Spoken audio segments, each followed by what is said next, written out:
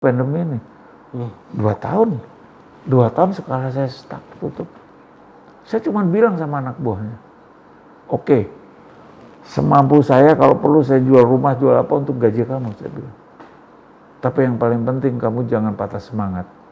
Jangan pikiran negatif, berpikirlah positif.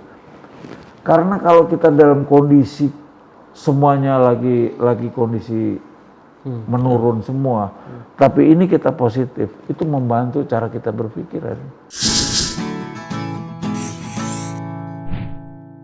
Saya pernah baca katanya nggak banyak yang atau istilahnya banyak yang dalam tanda kutip pelit ilmu juga gitu. Betul. Gitu. Saya janji sama diri saya, ntar kalau gue jadi tukang foto bener, pertama gue nggak mau pelit. Kedua adalah gue pengen punya satu center informasi fotografi. Apa itu? Ya akhirnya jawabannya sekolah. Pada saat saya tahun 2001 saya bikin sekolah, saya nanya ke diri saya membuat sekolah ini tulus nggak? Saya tanya ke batin saya jawab, ya tulus. Resikonya bisa tanggung nggak? Saya pikir lagi, oh ya berarti kan saya membentuk fotografer yang akan menjadi pesaing saya kan? Yeah. Sanggup, saya bilang. Karena dia bukan pesaing saya, dia saudara saya senasib. Yang berikutnya, saya bilang, kapan kamu mau stepping side, memberi jalan ke dia? Itu yang berat saya jawabannya. Saya coba lama-lama. Saya sanggup. Saya akan teruskan sekolah ini. Pada saatnya nanti saya akan berhenti. 15 tahun yang lalu saya berhenti menjadi seorang profesional advertising photographer. Di wedding saya tidak pernah mau dari dulu. Karena kalau saya masuk wedding saya bersaing sama mereka. Kecuali ada teman saya, potretin dong gue wedding ya karena teman yang kenal. Kalau saya bikin bendera, nyebarin saya nggak mau. Advertising juga saya stop di 15 tahun. Karena memang dulu saya bekerja saya di advertising. Pertanyaannya, lu udah cukup duit? Kalau ditanya, ya belum saya bilang. Tapi ini sebuah konsekuensi dari janji saya. Jadi agar lahannya pun dari teman-teman yang ikut sekolah di sini pun nggak makan apa tadi istilah gitu. Betul. Karena saya pengen murid saya itu bukan jadi pesaing saya, tapi dia adalah jadi anak-anak saya. Anak-anak yang saya didik ya. Makanya saya punya murid 20.000 udah lebih. Tapi kalau suatu saat orang pernah ke sekolah di sini, tanya coba, kenal nggak sama saya secara, pasti dia bilang iya. Karena secara personal, person to person saya mengenal, walaupun nama lupa. Tapi langsung berinteraksi langsung. Betul. Makanya untuk saya itu sesuatu kebahagiaan ya. Saya kemana kayak misalnya saya ke Medan, saya ke ujung dunia Aceh, itu murid saya semua. Dan udah nggak saya anggap murid, dia sebagai kawan saya, dia sebagai sahabat saya. Sangat enak. Justru kebahagiaan saya letak di situ. Dan ternyata saya meninggalkan dunia advertising gitu, saya masih tetap hidup. Nah di sini sebuah keyakinannya bahwa ternyata antara karir kita, pengabdian kita, dedikasi kita dengan rezeki itu berbeda. Berbeda. Lu udah dikasih sama Tuhan segini ya udahlah. Satu contoh lah, saya tahun 98 ke atas. Banyak yang nawarin saya masuk ke politik. Ya kalau saya masuk politik, akses saya gampang kan. Ya, elektabilitas saya oke lah. Ya kan? Saya nggak mau. Ini jalan saya. Banyak teman saya masuk politik, oke lah. Jadi pejabat sana gini. Bukan saya itu. Saya mau mengarahkan ke sini karena inilah kehidupan saya yang kedua. Pilihan hidup saya kedua yang diberikan sama Tuhan. Kedua ini artinya setelah pilot tadi itu? Iya betul. Ini saya akan jalan secara konsisten. Dan ini buat saya berkah.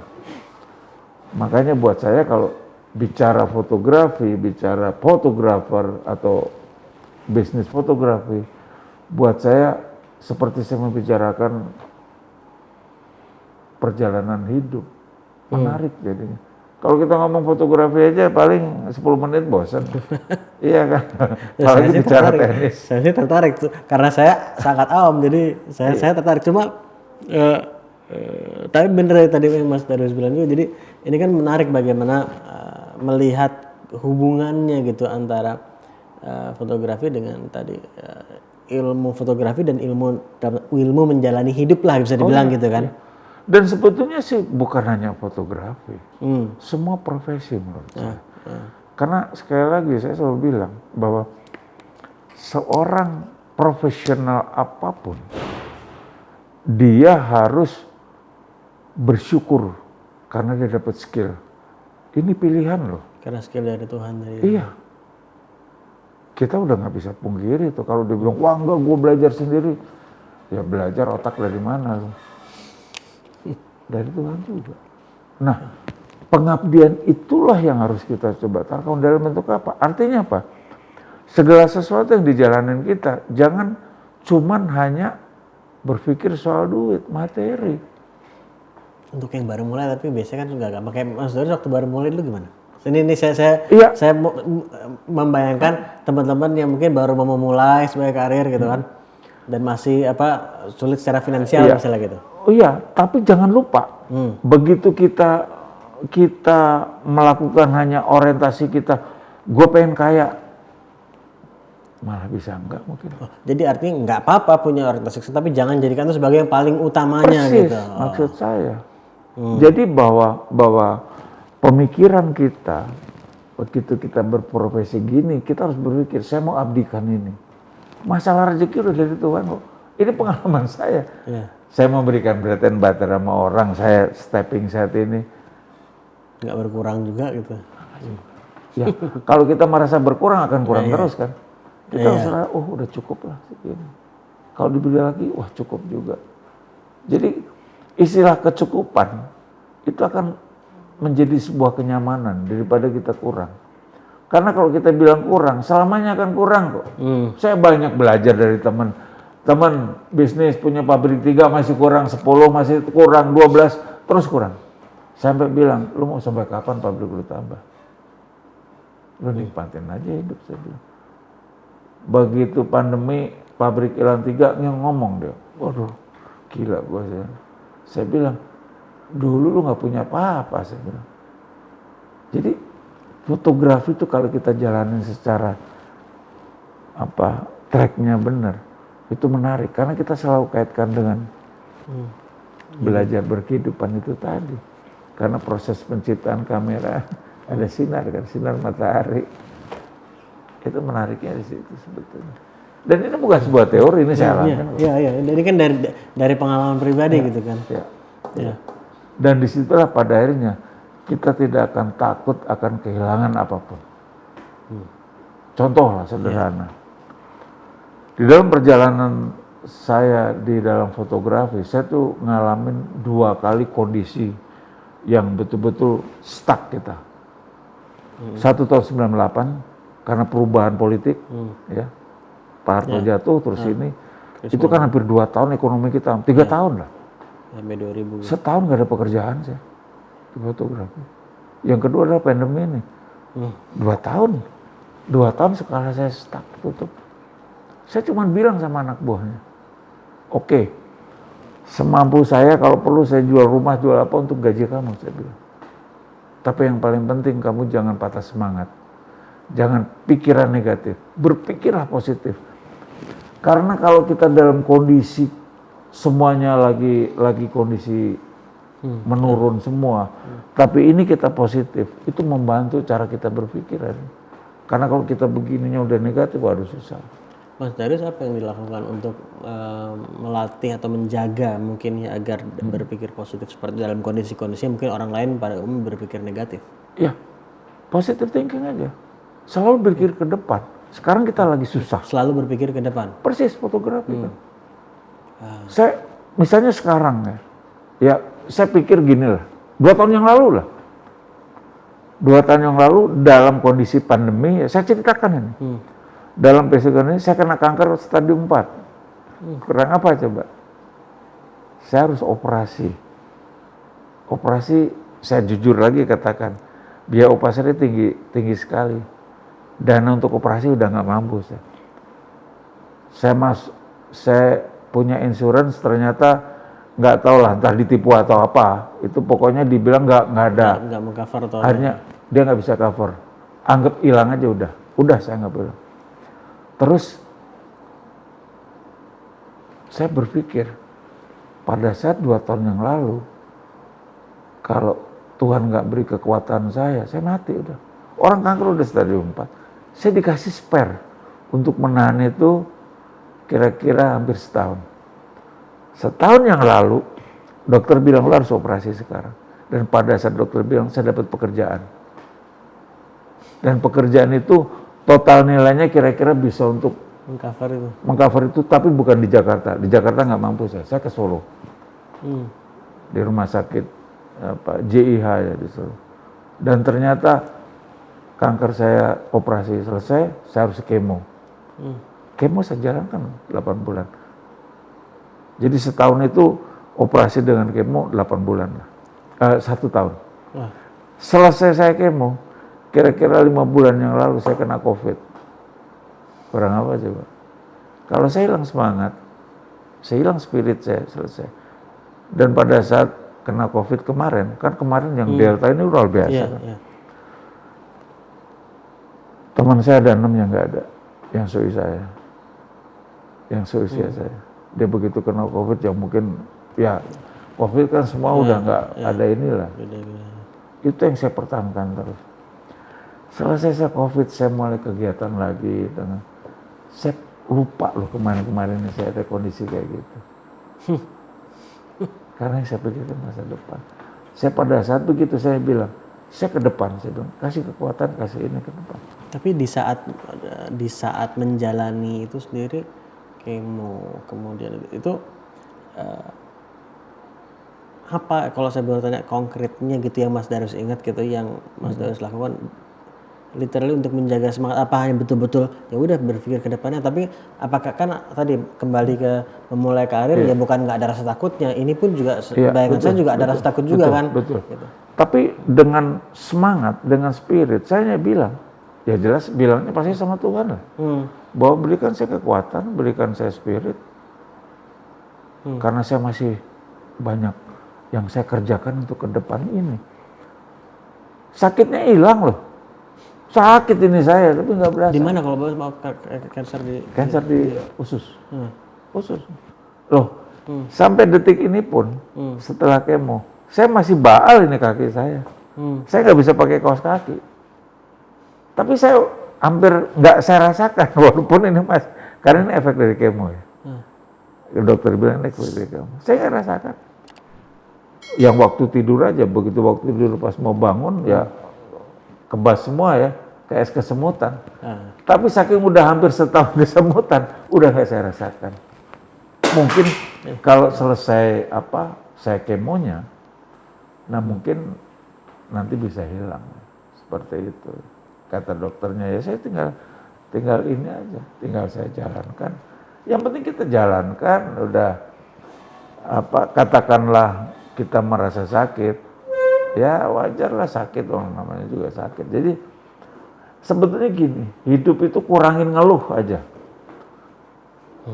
Karena kita hidup udah harus bersyukur dikasih hidup. Kalau enggak kan kita selesai. Sesederhana itu sebetulnya. Nah itu sebetulnya penerapan di dalam menjalankan hidup itu nggak mudah, tapi gampang kalau dijalanin. Nggak perlu. Penerapannya nggak mudah, tapi gampang kalau dijalanin. Persis. Orang kan nggak mau ngejalanin. Iya kan. Aduh, males. Belum dijalanin udah. Iya kan. Contoh misalnya, orang suruh naik gunung. Begitu ngeliat, tinggi bener males. Coba jalanin. Nyampe juga. Ya walaupun ngos-ngosan juga, jadi semua bukan berarti gampang, tapi kalau dijalanin ya bisa gitu. Kayak itu. Simple. Karena buat saya gini kan, belajar fotografi itu belajar berpikir simple. Karena fotografi itu complicated kan. Wah teorinya gini-gini segala. Saya coba pelajarin intinya. Ini mah yang buat complicated orang juga, manusia juga. Manusia kan selalu bikin complicated kan. Iya kan? Sederhana aja. Gimana buat simplify-nya gimana? Sederhananya ya. Kadang-kadang misalnya ya kita bicara kehidupan lah. Orang dibilang, waduh gua insaf mau ini ibadah yang bagus. Wah, sampai dia kemana, kadang-kadang ke luar negeri kemana untuk mencari Tuhan. Saya bilang, Tuhan kok lu cari sih? Tuhan tuh ada di dalam diri kita. Lu tinggal di rumah juga kalau lu berpikir baik, lu doa, selesai urusannya. Ngapain lu cari-cari jauh? Sesederhana itu kan. Dan fotografi, belajar fotografi, itu belajar berpikir simpel. Walaupun secara teori complicated. Coba, fotografi kan kalau terang digelapin, gelap diterangin, kan betul kan? Kita kan nyari komposisi yang pas kan. Keterangan ya gelapin aja. Gelapinnya dari mana? Ya karena ada segitiga exposure. Ada ISO, diafragma, kecepatan, itu dimainkan. Udah. Tapi orang udah ngebahas ini itu. Ribet akhirnya. Sama halnya orang hidup juga. Orang hidup kan simpel. Udah jalanin aja hidup, gini-gini. Tapi dibuat nggak simpel. Wah kayaknya gini, wah komplain segala macam. Apa yang biasanya membuat itu menjadi tidak simpel kalau dari pengalaman dan observasi Mas Darus? Karena ini kita, tuntutan. Manusia tuh selalu nuntut. Ya. Padahal dia nggak perlu nuntut. Seharusnya kalau mau nuntut Tuhan yang nuntut dia. Lu duka kasih hidup lu bener kan. Tapi kita yang sering nuntut kan. Dikasih sakit, waduh marah sama Tuhan. Kenapa kita dikasih sakit Tuhan? Gue salah apa sih? Dalam hati Tuhan nanya, salah lu pikir sendiri dong. Kan gitu, bener. Sesederhana itu kan. Jadi semua apa yang kita terima itu sebetulnya karena perilaku saya. Contohnya saya sakit, dibilang kanker badan. Saya mikir, iya saya mungkin selama puluhan tahun, hampir 60 tahun lebih, saya makan nggak benar. Kenanya di usus saya. Tapi ornamen saya nggak terganggu. Lever saya nggak terganggu. Kenapa? Ya mungkin saya nggak doyan minum, nggak doyan apa. Tapi makan saya serakah, mungkin kan? Ya sudahlah. Kita maaf sama usus kita, udah. Gua nggak bakal ini. Ya walaupun akhirnya setelah sembuh juga tetap aja kita makan nasi padang, apa ya nggak apa-apa sekali-kali. Tapi ada kontrolnya gitu kan. Lebih under kontrol lagi. Iya. Dan itu semua diterapkan dalam ilmu fotografi ya. Makanya saya kalau ngajarin teori fotografi, saya dongeng. Kalau saya kasih angka-angka, orang bikin bingung. Saya selalu bilang, ada yang nanya kan, manggil saya kan Babe, kok Babe nggak ngomongin kalau motret orang harus F-nya sekian, harus sekian. Kalau F sekian nanti tajam, kalau ini nggak tajam, itu bohong saya bilang. Saya nggak pernah main angka karena angka itu menipu. Contohnya, laporan keuangan angkanya bagus kan, sebulan kemudian bangkrut itu perusahaan, angka. Jadi saya bilang, kamu mau pakai F berapa saja, pasti akan tajam. Kalau fokus saya bilang, fokus ke mata lu pasti fokus. Yang membedakan adalah jarak ketajaman saya bilang. Kalau kamu pakai F-nya yang lebih besar dibuka, belakang nggak tajam, depan juga nggak tajam. Tapi kan objek kamu tajam. Makanya ada lensa yang bokeh saya bilang. Justru untuk membuat bokeh aja lu beli lensa mahal saya bilang. Selesai urusannya gitu. Jadi semua menggunakan logika gitu.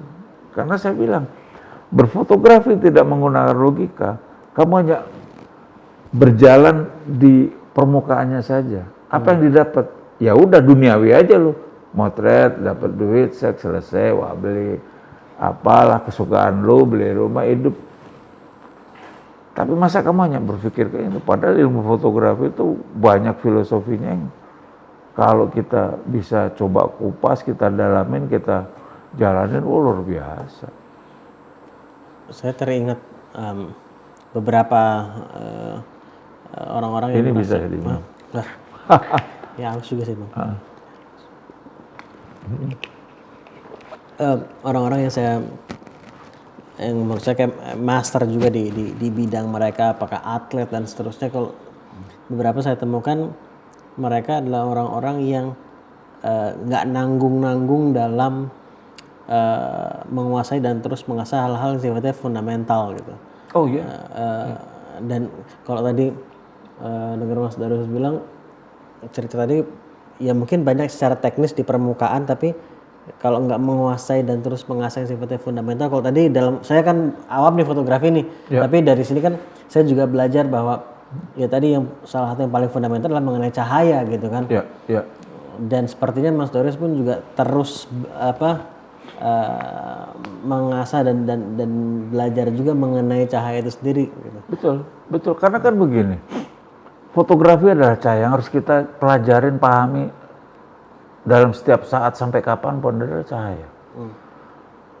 Karena cahaya itu kalau kita pelajarin itu lebih begitu dinamis ya. Dinamikanya tuh ada. Bukan hanya sekedar lampu terang aja. Tapi kita bisa eksplorasi luar biasa mengenai cahaya. Makanya saya selalu bilang, kamera itu hanya alat. Ya, alat menangkap objek. Dengan fasilitas cahaya, nggak ada cahaya selesai itu. Nah jadi jangan pernah belajar mengenai kamera. Kamera tuh apa aja, itu hanya tools saya bilang. Jadi jangan pernah, wah saya pakai merek ini, semua merek sama lah. Itu dagang aja lah saya bilang, itu mah jago-jagonya dagang. Kayak mobil aja di Indonesia Toyota paling top lah. Ya.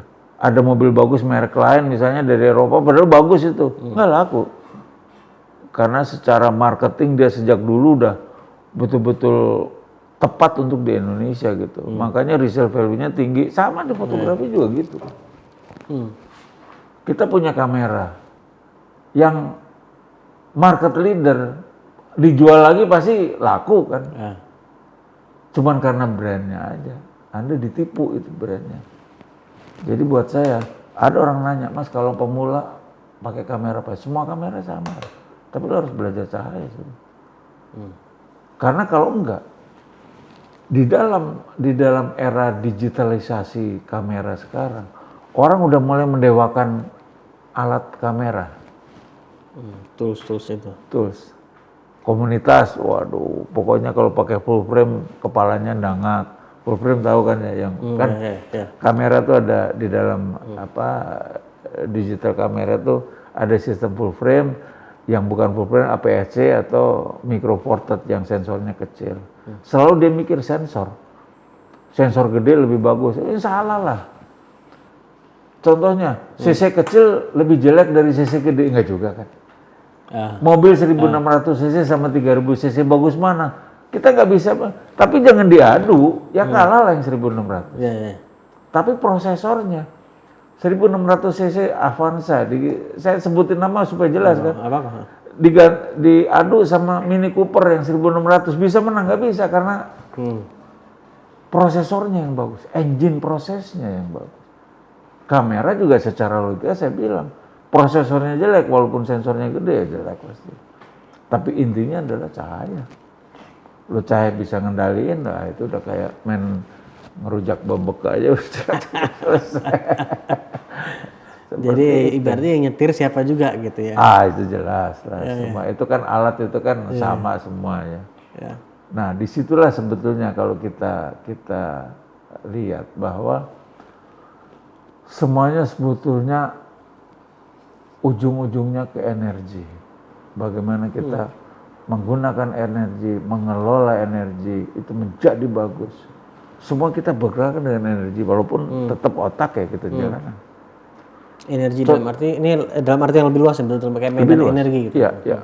Karena saya selalu bilang, fotografi adalah cahaya adalah matahari. Matahari itu sumber energi, sumber kehidupan. Ada energinya kan. Jadi sebetulnya pada saat kita belajar fotografi, kita ini belajar mengelola energi. Energi kan di mana-mana di dunia. Kita bergerak energi. Sumber energi ya di alam ini. Nah, bagaimana kita mengelola energi itu? Bahkan cara berpikir kita aja energi. Iya, betul. Cara berpikir kita negatif ya energi kita negatif. Nah, pengelolaan itulah yang kita coba lakukan secara tepat. Nah, kalau udah kayak begitu, ya Motret pada akhirnya apa? Karena kita sudah terbiasa menggunakan energi, potret itu seolah, waduh kok bisa, potret itu bisa hidup, bisa ada energinya, orang selalu bilang gitu kan. Ya memang itu menggunakan energi, kan gini, kita motret, kita ngelihat ke sana, terus reverse ke kita pikirin, otak kita ngarahin, lu gerakin dong. Sebetulnya pada saat kita ceklik, ini energi masuk ke sana. Masuk ke simpen di image-nya ada di dalam kan. Begitu dipajang, gila hidup ya. Ya ada energinya. Tapi begitu cekrek biasa masuk ke sistem, diedit segala macam, muncul foto, energinya hilang karena udah bukan kita. Mesin yang jalankan.